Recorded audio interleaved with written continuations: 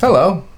Hi. I don't know how to start these things, but anyway, I want to take a different turn on some of these videos on my channel and talk about some of the other things that I love besides motorcycles. Now, obviously, my KTM 690 SMCR is the highlight. You know, it's my passion. It's what I love. It's what I want to do every day. If I had the opportunity to ride continuously, I would. But let's talk about some of the other things that I enjoy, specifically cameras. Now, I'm no expert. I don't know everything about cameras, cinema, lenses, photography, videography, everything along those lines, but I enjoy it and I have fun learning through it. It's a common theme in my life. If I see it and I enjoy it, I want to learn more and more, even though I'm not maybe an expert. I try to push myself to become that expert with just research, with understanding, with honestly trial and error. That's the number one learning curve that I've used, is just go out and do it. Give it a shot. If it works, and you learn from it, keep creating. If you don't, and it sucks, then you learn what happened. How do you change that? How do you move on? How do you make it better? So on and so forth, to that learn, create, repeat.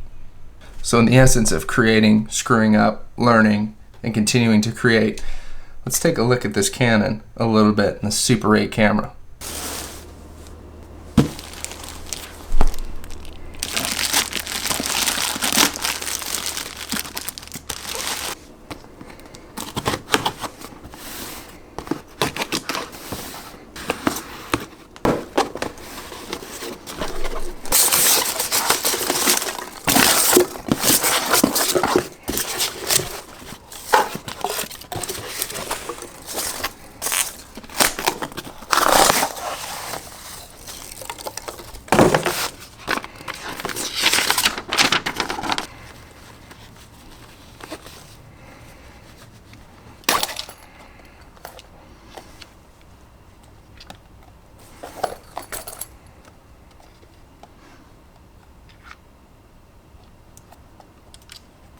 So this is a Canon 310XL Super 8 video camera.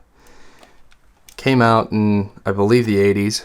Don't really know all the specifics on it, but I got this refurbished camera for quite a pretty penny from Monster Flips USA.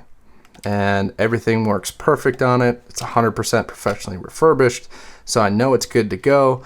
Lens is nice and sharp and clear. Everything works. And I'm excited to get shooting with it.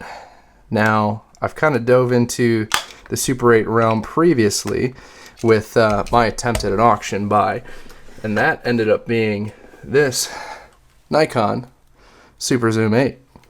Now, the issue was, put some batteries in it, ended up breaking this bolt to hold on that plate here. But this one doesn't work.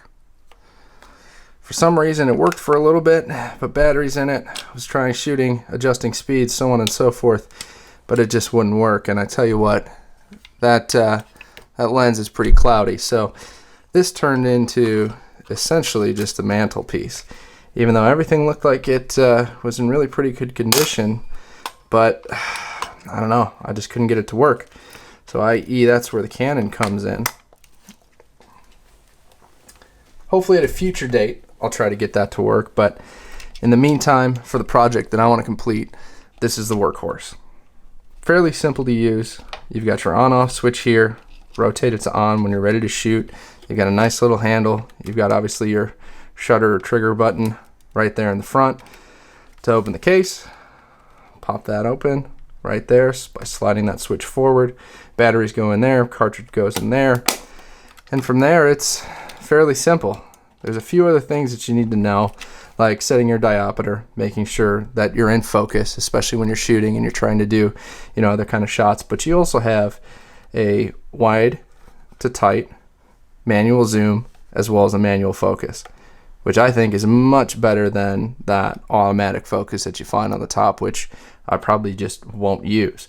There's also a macro option if you pull this out and bring it all the way down, but I don't think I'll ever use that and probably won't mess with it, and I'll know a little bit about after I shoot the first round of film.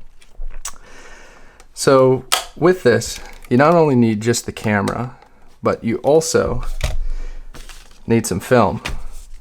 So my first go around, I purchased from Pro 8 just a Super 8 film kit, super basic, and they essentially just give you a cartridge. Now, I'm not very good at understanding what the cartridges are just yet, but for a first round, to see what it is, for a test, why not? We'll give it a shot and we'll load it up in there.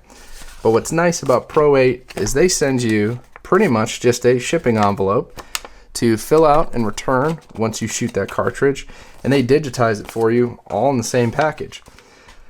So for one cartridge with shipping to you, shipping and return, development, turn into digitalized, and if you want even the raw back, it cost me about $100, which I thought, why not? It's pretty good. We'll give it a shot. So I guess here's a run at me attempting to set this up.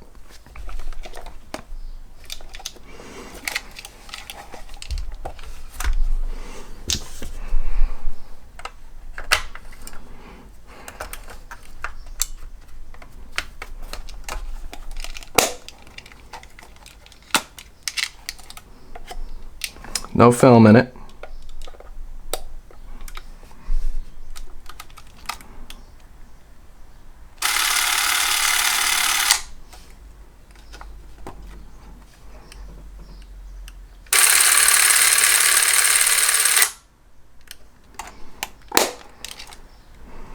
So let's set diopter and then let's get out there and shoot.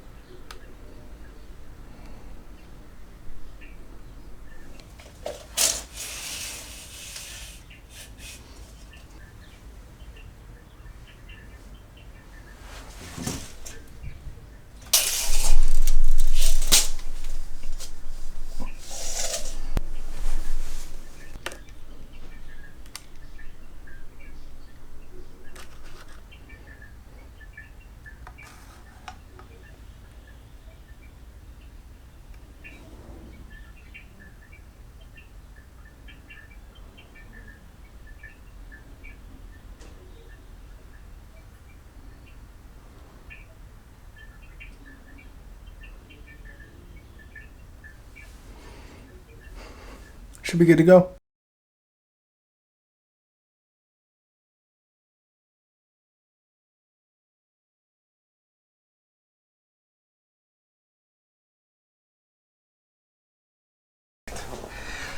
So I haven't seen the footage yet, but I tell you what, that was fun to shoot.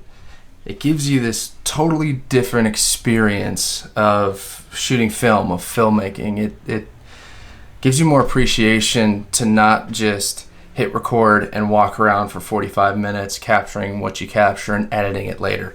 It really makes you think about the individual shots, what you need to focus on, and how to tell the story to set it up, because you're limited by 50 feet of film. You know, about what? If you do 5-second shots, 40 shots. So that's extremely important to think about when you want to capture these moments, especially when you're filming, you know, your family, you know, important scenery, anything local. Like it makes you rethink how to shoot. And I love that about it, because it makes you think, hey, this is not infinite. This costs $100 just to produce, you know, 3 minutes and 15 seconds of film. That's a lot of money. You know, with the camera I'm filming on now, I mean, heck, you could leave it record for days and who cares? All you do is dump the memory card, put a new one in, there you go, you're set. So, all in all, I'm really excited to see how this turns out, and I guess we'll conclude this whenever I get the final footage back.